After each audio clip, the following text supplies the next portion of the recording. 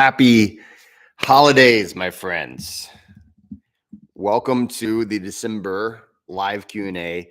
I'm in full on holiday mode right now. So take a look at my Christmas tree back there. And I thought I'd give you, I thought I would do a little bit different, of a background this time around than usual. I want to thank all the Patreon subscribers, everybody in the Patreon club for making this possible. Today, we're going to be answering some questions that I've gotten from the higher end tiers. If you are in the Patreon club, it's only $5 a month. If you're not in the Patreon club, you should join. Basically, you're missing out on the coolest club on the face of the planet. But yeah, the Patreon club is a group of people who are interested in feeling better, living better, having better night's sleep, living a healthier, happier life through breath work. And so this is a session specifically for answering some questions in the December Q&A. I've got some questions I'm going to talk about. I'm also going to do some taste testing today. This is just going to be a fun episode, so stick around. First, though, I would like to thank our sponsor. Our sponsor is MagicMind. MagicMind is an all-natural nootropic blend that is, it really is something that I myself was taking anyway, or I was trying to take. It's not available in stores, at least not around where I am, so I started taking it. It's got a lot of nootropics in it. So one of the things that it has in it is bacopa. So bacopa is this amazing herb that's been shown to take full effect after 30 days of use. And so one of these is good for daily use. It's also good for long term. So anyway, they sponsor the channel. So I'm definitely bringing it up, but I was going to take one of these anyway. And then today we're going to talk about kava. I'm going to be answering some questions from the Patreon club. But first, just to start it off, cheers. Oh yeah. So hey, real quick, this is MagicMind version 3.0. They just recently they just recently came out with MagicMind 4.0, and 4.0 is sweetened with agave, and then the 3.0 is sweetened with honey. I actually like them both. They do taste differently, but 3.0, I'm still going with 3.0 right now. So today we're going to be talking about cold exposure. A lot of questions about cold exposure today. So I've gotten a lot of those. I did also get a question about shamanic breath work. So if you're interested in shamanic breath work, actually we had a subscriber to the channel asked me recently about shamanic breath work. And I don't think it was you who joined the Patreon club suddenly and then asked this question, but I did get someone who joined the Patreon club at the gold tier and asked this question. So if you're still out there, my friend, today I'm going to be talking about shamanic breath work, or not necessarily shamanic. The question is about psychedelic styles of breath work. What are my thoughts? And I've talked about this on a previous live, but I was in the middle of an interview with one of my friends who does jujitsu. We were talking about minerals. And so if you didn't catch that, I'll be talking about it today. Psychedelic styles of breath work as well. So stick around. We've got a lot of things coming up today. First question of the day. I want to read you the question. I'm going to summarize a lot of questions. Normally I summarize a lot of these questions, but this question, actually, what happens is, okay, so for those of you guys who are in the Patreon club, it's okay that you text me and you email me your questions. That's totally fine with direct message. But sometimes you're asking the same questions, but that's fine. That's totally fine. It lets me know how or what questions people want to know the answers to. But this one is the only one that was actually on the public board. So I'm going to do that one first, just to maybe encourage people to do public boards as opposed to direct message. It's all good. We're going to get to all of them in a way. So let's see here. So the question is, he's asking about techniques for extremity training. So how to train your extremities. So in case you're not familiar, your extremities, your fingers, your toes, also your ears. Commonly, it's really common. Actually, let me see here. I'm going to get the camera just a little bit Better there. Yeah, I want you to get all of my hair.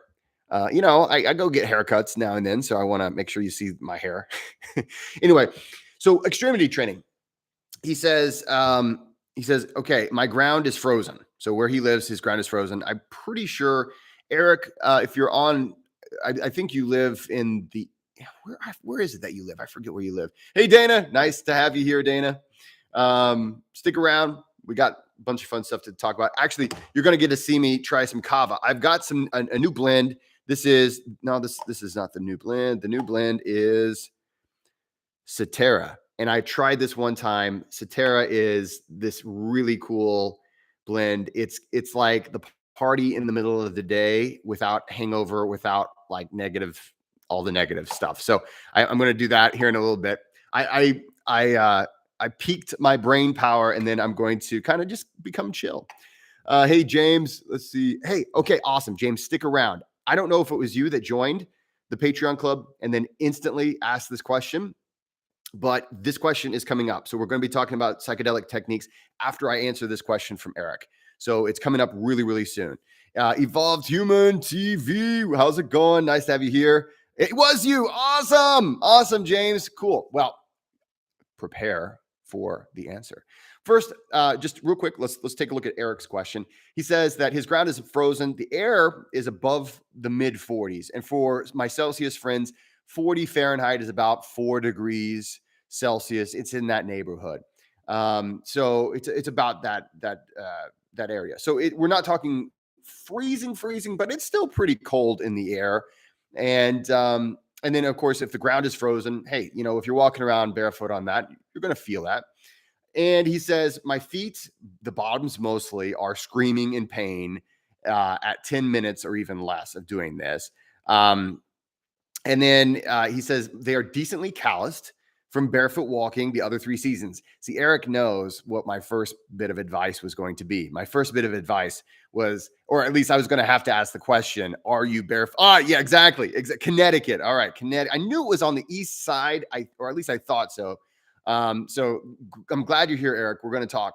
So Eric, he already knows probably that my first suggestion for extremity training, especially the feet, the first suggestion is walk barefoot as often as possible. And I'm glad you mentioned that, Eric. He said his feet are decently calloused from barefoot walking the other 3 seasons. That is step number 1. So if you want to have resiliency in your extremities, you have to use them. Right. I know that's one of those things where I know everybody probably is like, well, that does make sense. Right. But that is generally the first thing that I have to tell a person is, well, how often do you use said extremity? And so he's using it. The other 3 seasons, he's walking barefoot. So the reason why this is so good for those of you guys who may not be familiar with this, hey, what's up, Brandon? Nice to have you here. But the reason why barefoot walking is so important, if you're wanting to have more resilience in the cold, you have to take care of these extremities, and you have to use them year round. So a lot of people who get into cold training want to do what I call the frost walk. And I have not yet. I've been working every time we have a snow, I'm working. And so I don't have the time to go out and do a frost walk. And the thing is, I'm not doing Wim Hof. I don't do a lot of Wim Hof seminars or at least as much as I used to. I do a lot more of my language of breath stuff. And so it's not like we're going outside and then doing the frost walk stuff. But so far, I have not been able to do a frost walk because whenever I do, it's going to be shared on Instagram, on YouTube. Maybe I'll even do a live. But yeah, so yeah, noob EMS. Noob EMS. Yes, it is a Blue Yeti, Mike. I got to thank my friend Chuck McGee. Chuck McGee, my friend of years, we trained directly. We were in that the first group of people that Wim Hof trained. He was our first teacher, and I roomed with him. And Chuck's been a great friend all years and years. And you've probably seen him when we do the Pulmonauts Collective on this channel. We've been all crazy busy this past few months, and many of you guys know I've been working on a book, so I've just been buried in that. So I'm sorry, this channel has not been as active as it should have been. But anyway, Chuck gave this to me. He just gave it to me. I think he was tired of hearing me without a microphone like at this quality. So he was just like, here, seriously, take this. Anyway, getting back to Eric's question, he's talking about, okay, extremity training. He is walking around barefoot in the cold, and he says his feet start to scream at him 10 minutes or less. He said they're decently calloused from the other 3 seasons. I don't want to lose the calluses, right? And he says, I love how he says at the end, Eric, thanks, bearded man. So, Eric, my friend, I appreciate this question. And hey, the bearded man, hey, I'll take it. I actually recently got the beard trimmed. I don't know if you guys have noticed. I've been bringing the beard up a little bit. I was coming all the way down. Jovi, hey, Jovi and Zachary. I bet it's Zach. Zachary, I bet it's you. We're going to be training soon. Language of breath. Hello from Florida, he says. And yeah, man, this is. I'll be working with you. Anyway. More about that in a minute. Let's get to the question. Eric's like, hey, I'm waiting patiently here. So first and foremost, the reason why we want to use the extremities is to make sure that the blood flow is healthy. So you want to go barefoot as often as possible. You want to stimulate the blood flow there. You want to use the muscles in your feet and in your hands. Now, the feet is what Eric is mostly concerned about. Now, when it comes down to it, as long as you've been going barefoot, you've done honestly the hardest part, which is consistency. Most of the people that I talk to, most of the people I train, they basically just assume that because they have it in their head that they should be able to go into walk in the snow barefoot, that it's just going to magically happen. And it's not a good idea to do that. You can get frostbite. Frostbite in the extremities is the most common frostbite. And you really do need to listen to those screaming toes. So you've done the hard part. You've done the barefoot. You've done that year round. Fantastic. In this time of year, you're going to need to add to that some cold training to enhance your outdoor cold training. But I want to emphasize that there will be a point that it's just your own biological, your physiology says, beyond this point and no further. So don't be mad at yourself. Don't say, well, so-and-so Jesse's going out there and he's doing the whatever. And why can't I? Everybody's a little bit different. And I'll say my feet are, I would say my feet are it's probably, well, it's certainly one of the strongest areas of where I have. It's a strange thing to say. It's one of my strongest areas is my feet. Um, but when it comes down to it, it is because I go barefoot all the time, but it's also because just there's some things that are just like, okay, for now, my hands are my biggest weakness. So when you see me in videos, when you see me in pictures, especially this winter, you're going to see me having my hands covered. If I can, I'm going to cover my hands, and then I'll have a hat, because my ears also, if I don't watch, my ears they can really start to hurt. And I've had little kisses of frostbite on my ears over the years. So I really try to keep those things. I try to keep them safe. And let's just say this before we get any further. Extremity training is not what is going to give you the health benefits of cold training. The health benefits of cold training come from your challenging the homeostatic state of your internal body. So your internal body temperature, you're challenging that. You're challenging your body's ability to keep the cold out of your blood, and as opposed to just inviting it straight in. So it's I just want to make that clear. But okay, Eric, here's what I would suggest for you. Okay, since you're already doing the barefoot thing, in addition to walking outside, just any chance you get, and it doesn't, and the thing is, it doesn't have to be maximum until you get that pain. When you feel the pain, it's time to come back in, though. Okay, so if you ever are going out and you're walking barefoot out in the snow or just freezing cold, when your feet start to scream at you, you obey. You go back inside because you want to keep all your toes. Okay, so listen to yourself. But in addition to the maybe once a day where you're really trying to kind of test your limits, in addition to that, just walk out to the mailbox. I don't know how far away your mailbox is from your front door, but For me, it's not a far walk. It's about for me, it's about maybe 30 seconds walk. Every little thing that I can do to give myself even little micro exposures. Again, you're opening and closing those blood vessels. You're challenging. You're saying, hey, feet, this is what life is whenever you live on this body, right? And so that's a strong thing. In addition to that, the ice bucket training can be a big game changer if you're struggling. So, because you're doing the most important part. Some people just do the ice bucket and then they don't do the barefoot part. You're doing the barefoot part. So, you're really actually doing the part that most people just haven't done because it takes consistency. So, you're ahead of most people there. But what you need to do is add the ice challenge, and then still listen to yourself. 10 minutes in frost, like if you're doing an actual frost walk, okay? And if you've seen my frost walk videos, basically it's barefoot in snow or literal frost. Okay, so there's frost on the ground. 10 minutes of skin to ice on an extremity is, for most of us, that's maxing out. And the thing is, you're doing yourself a lot of good at that point because you're forcing those extremities to become stronger. It's when we have these expectations that we start to judge ourselves. They say expectations are preconceived resentments. So don't resent your feet when they scream. You go back in, but adding about a little bit of the cold. Get a bucket, put some ice in it. I recommend a person. I'm assuming you're taking cold showers. Okay. I'm assuming you're not just doing cold training on your feet. I've always liked to do, when I'm doing cold shower training, I'll take an ice bucket and then I'll do a 10-minute cold shower. And then I have one foot in the ice bucket for 5 minutes. And then I switch feet at the 5-minute mark. That is plus your regular walking outside in bare feet. That's the big thing. Those are all things that are going to have the biggest impacts.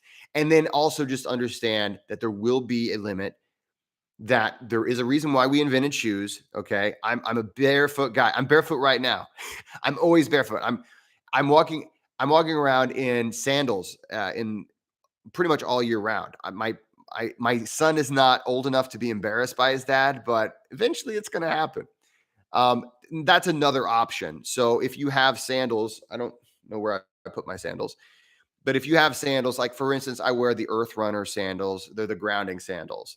And it's just a strip of leather that is at least it's not skin to ice. And then you walk around outside, you can go for hours. I mean, you can just go for a long time because you're not getting that conduction. Whenever you actually touch something, it's just sucking out the heat. Okay. But whenever you have something in between, you're still enduring the cold, but you're not getting that actual skin to touch something. So that's another option as well.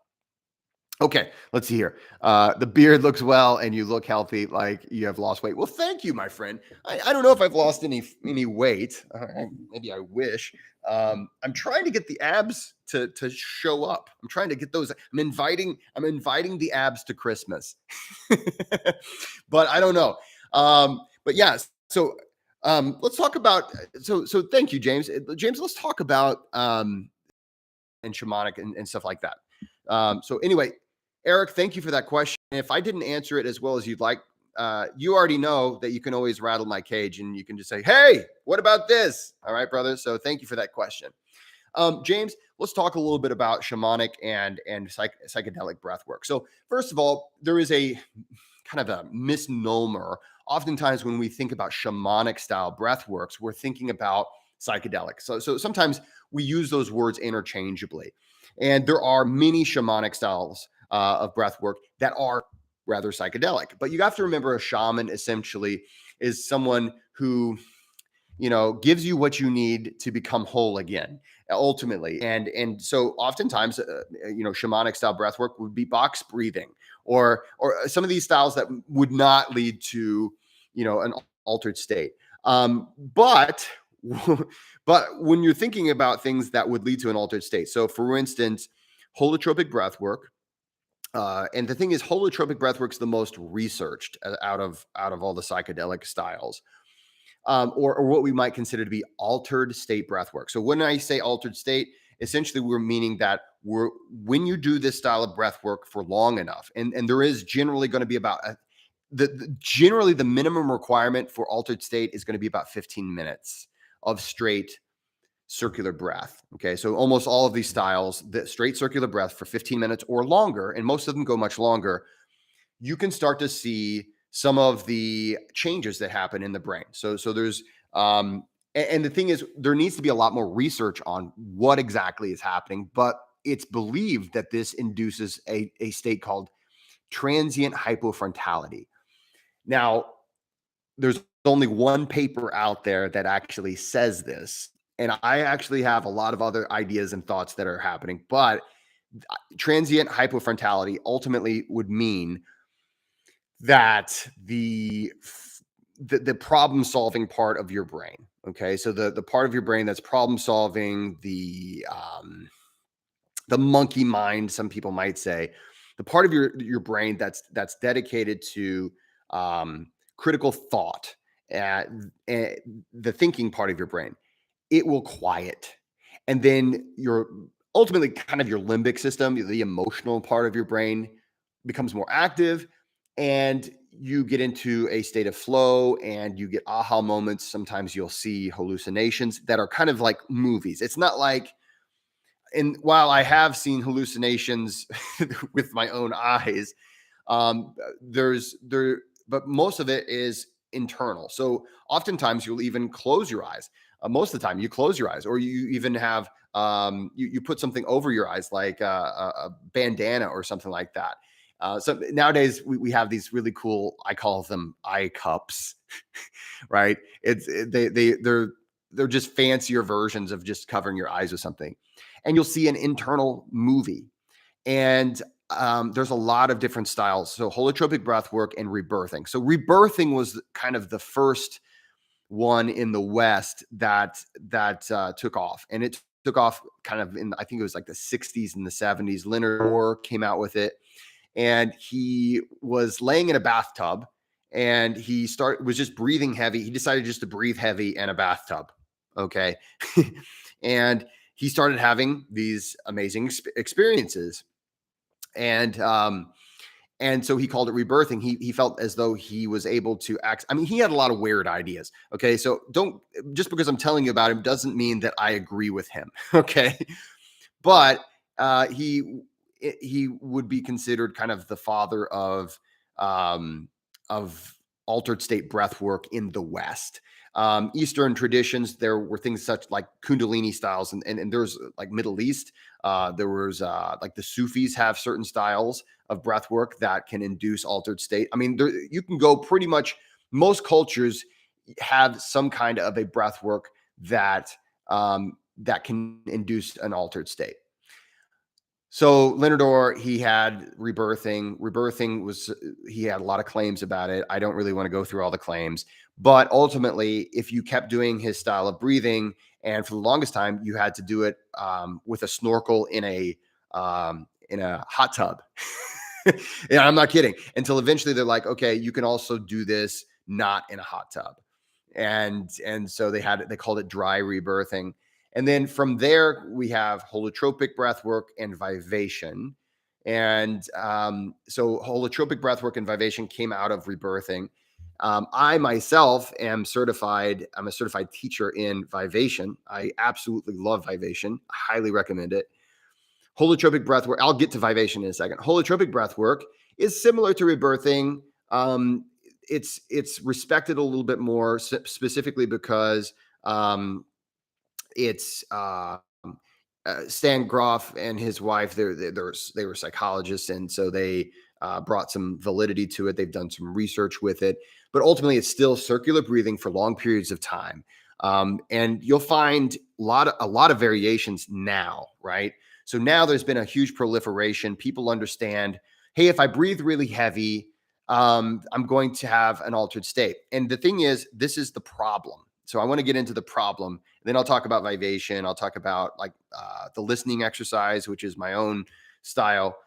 But the big problem I want you to avoid is that there's so many people out there who, what happens is this.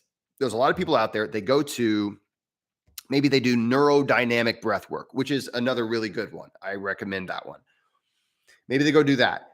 And they start to realize, wow, if I breathe heavy for a long period of time, I start having these experiences and they're wonderful. And I was guided through by so and so, and I don't think so and so was really doing anything.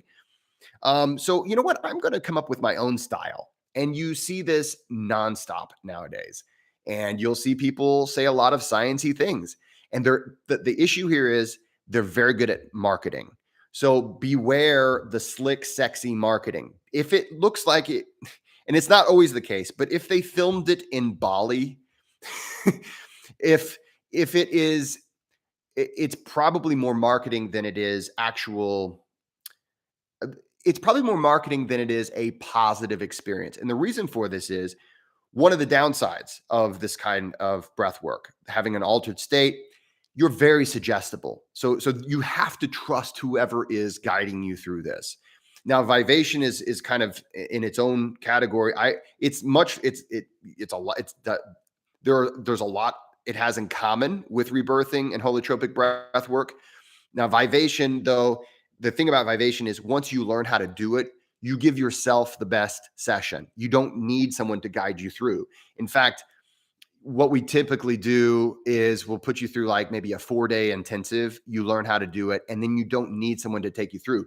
And I could go into that later. But what I want to stay on, okay, what do I think about these things? The biggest downside, especially in the modern day, so currently as of December 2022, right, and going into next year, probably even worse, is that there's so many people who recognize, wow, people are looking for a altered state experience. They're looking for a way to have a profound experience. I could make a lot of money at this. And so you'll meet a lot of people who are amazing marketers. They're pretty sexy.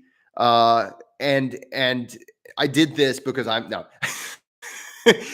but you'll see very slick, some kind of a new thing, and they're saying, "Hey, we're doing breath work, and it's the best. It's the bee's knees." And I've seen some absolutely horrendous stuff that is insanely popular. I'm not going to mention it because I'm not the kind of person to throw negativity around, but I have seen things that are really, really potentially destructive. And the problem is, if you do psychedelic breath work, if you do altered state breath work, you can, and you're not ready for it, it can be a negative experience. So it's not just like, so often in this space, the sad thing is it's a lot like supplements. It's a lot like kava. Okay. And I'm going to do some of that here in a minute. A lot of people think that because it's natural, because it's not, street drugs or something like that, that there's no downsides, that you can't cause any harm. And that's not the truth.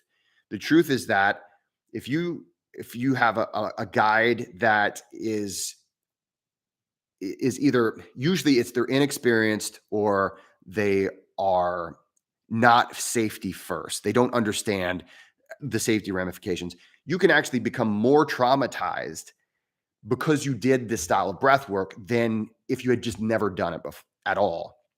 So when I work with people with trauma, oftentimes the first thing they want is, let's do this altered state because I got to blow this thing out of my trauma. I got to get rid of this thing. And I'm like, no. For most people, the best thing you can do is learn to regulate your nervous system first. Okay. Learn to regulate yourself in the here and now. And then, yes, later we can do some specifically, I always go into my own, the listening exercise or vivation, which is something I highly believe in. Then we can go into those things knowing that you're not just looking for an experience, because if you breathe heavy long enough, you're going to have an experience. You're going to have an experience. Now, does that mean you benefited from it? Does that mean that it was an experience that you can take anything from at all? Most of the time, people have it feels really good. They cry, they laugh. Oh my God. And then it's like, well, what did you get from that? Well, I had an amazing experience. Something must have come from it. Whereas if you are really using these altered state breathwork techniques appropriately, at least in my view and in my experience, and I had a lot of experience in this, you're going to walk away with a pretty good idea of how you benefited from it.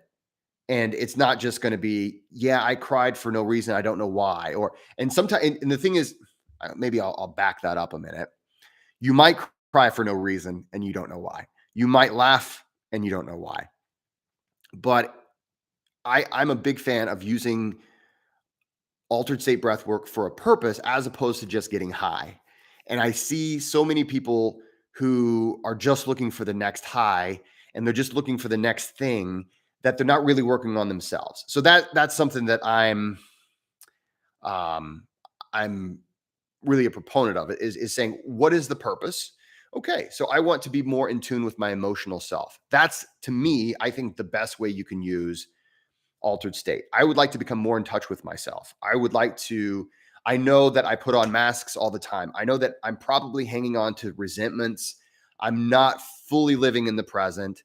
I'm not recognizing the good that is in every moment. I would like to do some kind of a practice to help me really see the good in every moment, or appreciate the good, I don't know why I've got this decision I need to make. I don't know what to do. I would like to get out of my thinking mind and get into my feeling self. I in language of breath, we say we need to check in with the unconscious self. And that's ultimately listening to your heart, right? We say listening to your gut, listening to your heart. And that is what I want to do with this. I have an intention, I have a goal. I'm using this is it's medicine for a purpose.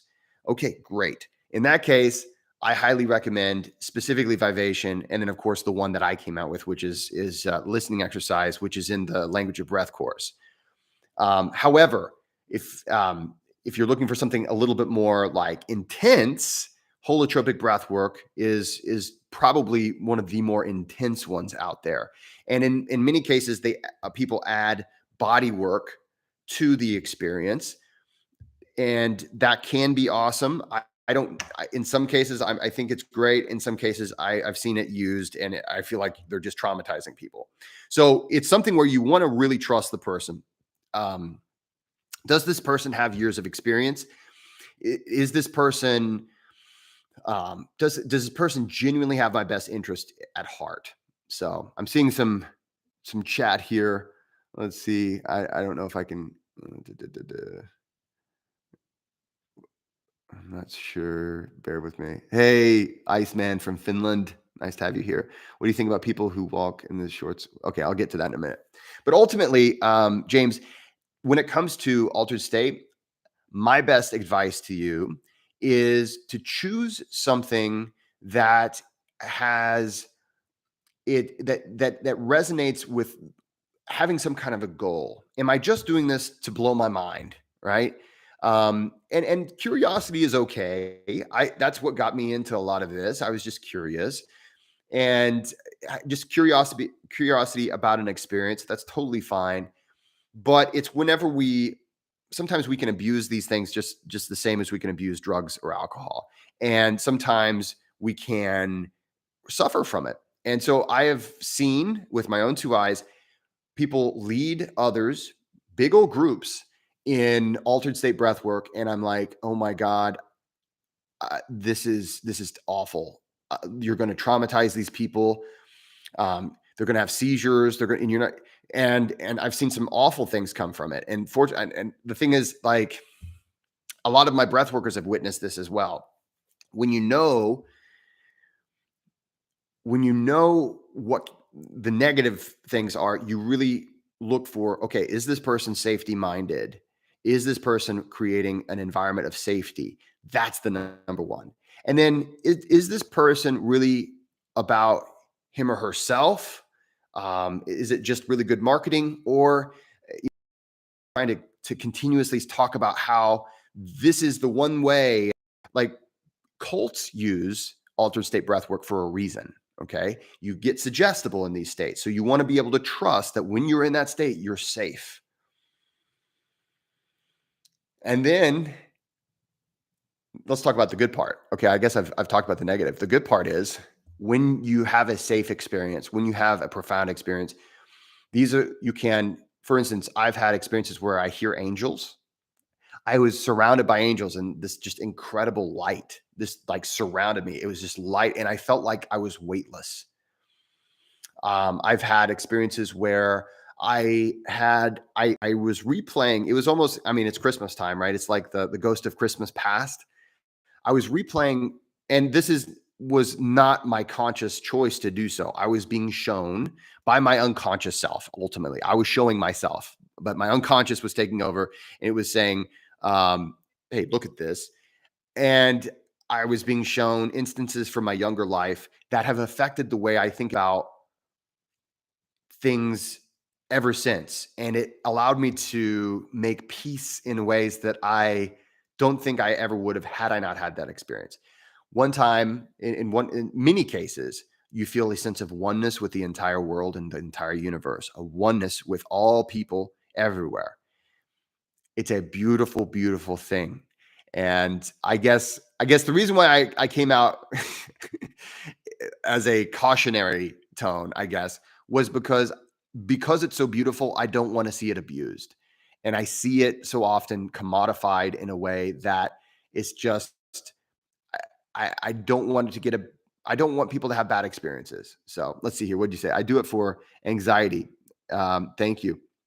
So many channels on YouTube now pushing shamanic and psychedelic breathing. It's true.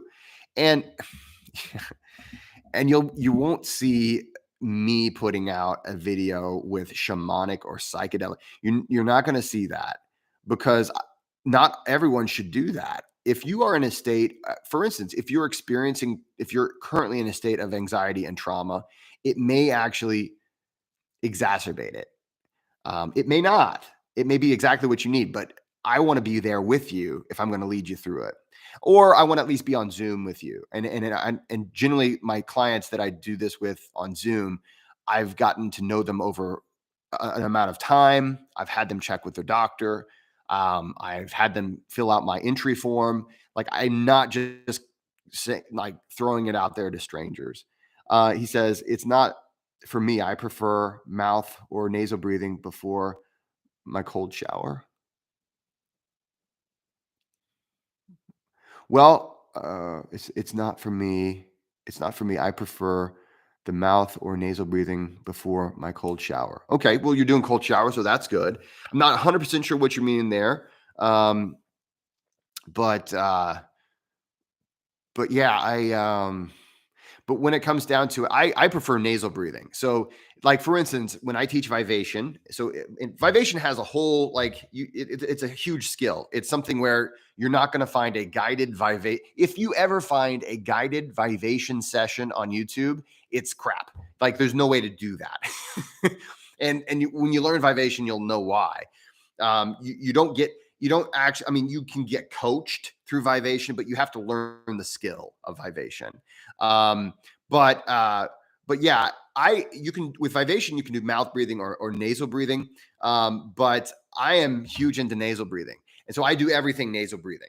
It sucks whenever I catch a cold. Because of course, even when I catch a cold, I can generally still nasal breathe because I focus on nasal breathing so often. So let's see. I have a comment here. Let's see. What do we got here? So um, Rusty says 9 out of 10, great course. Are you talking about my online course, the Language of Breath? Let's see, I'm pretty biased to have worked with Jesse for sure and recommended the course and such. Yeah. So 10 out of 10. So if I would have had my shirt off in the course, it would have been a 10 out of 10, Rusty. Actually, when I was doing the live courses, and so maybe eventually I'll do live courses again. I take my shirt off at one point. I think you were in that class where I took off my shirt when I was teaching Bastrika, Rusty. But yeah, and actually, when I train clients, I still use clips of me without my shirt, not because I'm trying to be sexy, but because it's helpful to see what's happening when you're trying to teach someone Bostrica. There's multiple styles of that, or there's two big styles of it. And the one that I usually use, you have to see my tummy for it. Let's see, Sean. Hey, hey, shirt off helps because it's helpful. Exactly. Sean, you get it. You get it. James says, sorry, Jesse, I prefer deep nasal breathing. Okay, cool. I prefer deep nasal breathing before my 6-minute cold shower, which you watch my guided session. I'm so glad that somebody's watching that. That was one of those things where I was like, okay, so why not have a guided session of cold, right? We have guided breath work. Why not a guided cold training? If you guys would like to have another one of those, we could probably put one of those together. I've got the best editor in the world, and he did the B-roll over that and the music and all that good stuff. So if that's something, let's see, he said he watched it on YouTube. Your passion is infectious. Well, thank you, my friend. I appreciate that a lot. And I hope that answers your question. When it comes to psychedelic breathing, it's not for everybody. And many people think that if you're not doing psychedelic breathing, then you're not doing breath work. But I got news for those people. Every breath you take is doing breath work. Every breath you take influences the relationship between your conscious and your unconscious. Every single one does, because the breath is the thing they share. Your conscious and your unconscious share the breath. And so that's how they talk. And I've got a book coming out in the fall of next year where I dissect that a little bit more, a bit more. If you like my first book, this one, I have way more research in it. It's a little bit longer. And I'm so proud of it. It's my best work so far. So that's coming out. And then of course, you can always take the course. Guys, I have been waiting for this moment. I'm going to take some kava. So if you've not tried kava, the reason why I bring it up is that I had a couple questions about it when it comes from the club, the Breath Club. People know that I like kava, and they had some questions about it. So I decided this is a great opportunity for me to have a little kava at the next hour. So in about 15-20 minutes, the Breath Club we're going to do a private Zoom. So if you're not part of the Breath Club, go to the landing page of this YouTube channel and click on the Patreon button, and you can join the Breath Club for just $5. Even if you just joined just for the breath session that we're going to have after this live session, that's $5. That's like going to yoga class in the early 2000s. I think it's probably $10 or $20 to go to yoga class nowadays. But I mean, it's dirt cheap, and you get access to over 100 sessions. For those of you guys, most of you guys, I'm seeing a lot of Breath Club members already here. Just so you know, I'm releasing all of the new stuff tonight. The new sessions are coming out tonight, and you'll get those. And then I'm going off grid for a little while. I am on Christmas vacation after this. So, and I highly recommend that you go on Christmas vacation as well. Yeah. Yeah, I don't want you to hallucinate while you're driving, Eric. Yeah, swerving through the road to miss the angels in the road is just, that'll be a weird DUI. Let's see. I love your channel. Thank you. And more importantly, thank you for your time. Hey, you're very welcome, James. And I want to thank the Breath Club also. I want to give everybody an update on how recovery breath is going. So if you're not already familiar with this, I came out with an online course that's specifically for recovery from addiction. And I myself, I used to be, I had a 10-year opioid addiction. My joke is that I got high once for 10 years. You got to joke about these things. But that was 12 years ago, a little over 12 years ago. And I didn't know what I know now. And if I did, I really think my recovery would have been a lot easier. I don't think it would have been easy. I'm not saying it makes it easy, but I know it would have been a lot easier because we don't understand ourselves. And so in this course, I have an option. So you can, the value of it probably is around $100, but my maximum price is $50. And then I have like 25. It's optional. Then you can pay $10 if you're just like, hey, I'll help you keep the website going, because there's costs. There's a lot of costs in upkeep with these online courses. And then, but it's also free. And I want to thank the Breath Club for supporting me, because if I didn't have the Breath Club, I couldn't offer things for free like that because there are costs. So I would always have to charge. So I want to thank everybody for being in the Breath Club. Your monthly subscription to the Breath Patreon Club is what makes that possible for me to do it. And so I really want to thank you. There's been, at this point, I released it I think it was last month. At this point, there's been over 200 downloads. And there's going to be a lot more. Every time I go talk to a clinic, I give it away for free.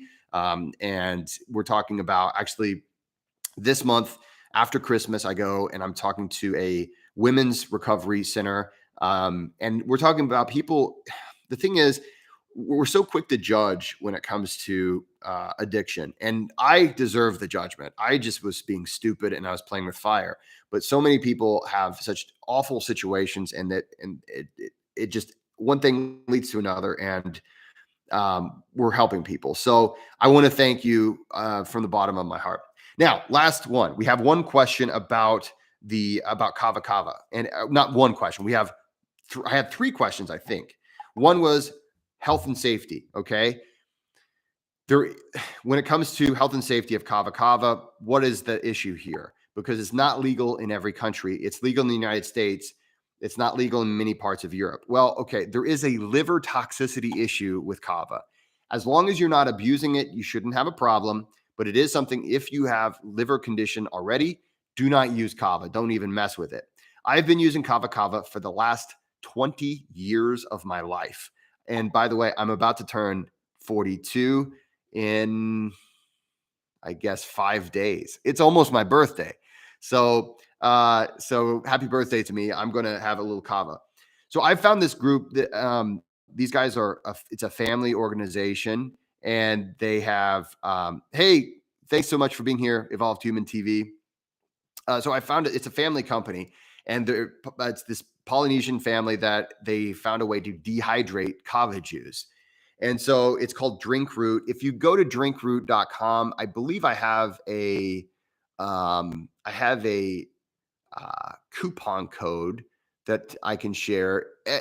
To my editor, if you're watching, would you mind adding the coupon code? I forget what the coupon code is. I think it's just Jesse Coomer. And then I think you get 20% off. But would you mind adding that underneath this after I get done? Because I'm going to go straight to the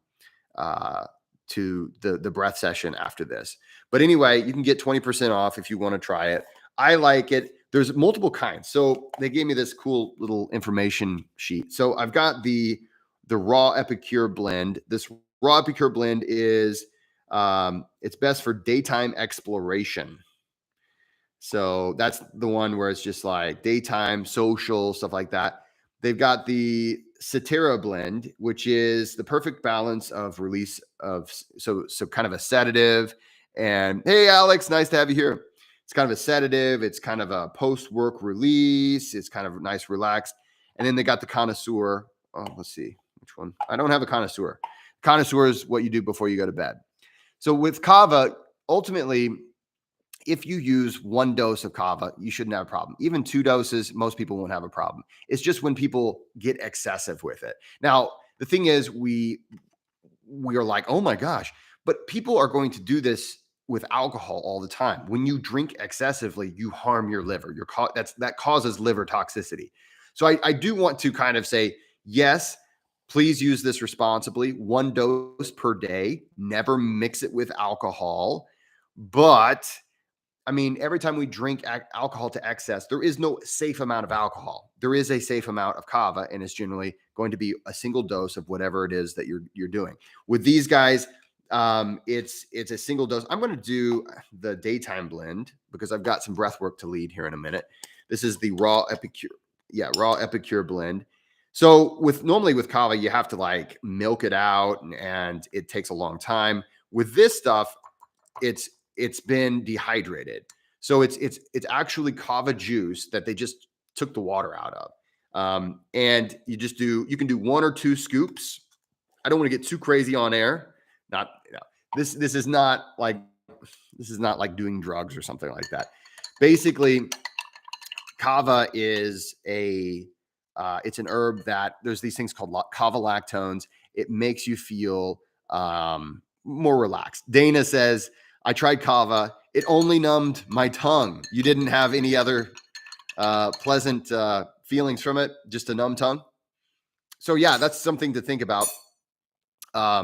Yeah, thank you so much, guys. If my editor just went ahead and gave you the link, and Broseph, if is there like a coupon code that we have to? Yeah, that's the link. But if you don't mind putting the coupon code, is it Jesse? It's either Jesse 20 or it's J Coomer or it's Jesse Coomer, all caps. Check out, like, I think I did one on kava and addiction. If you have, if you can find it, I think that's the one, or it might even be on my Instagram. Like, you know what? It's on my Instagram. So for those who want to try this, and then I have to go get ready for the Zoom. We're going to do some awesome breath work. So join me for the breath work. Let's see here.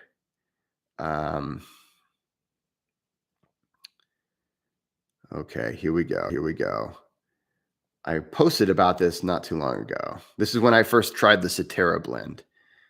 If you don't follow me on Instagram, I mean, what are you going to do for all those thirst traps, right? I'm just one thirst trap after the next thirst trap. I mean, that is if you really like beards.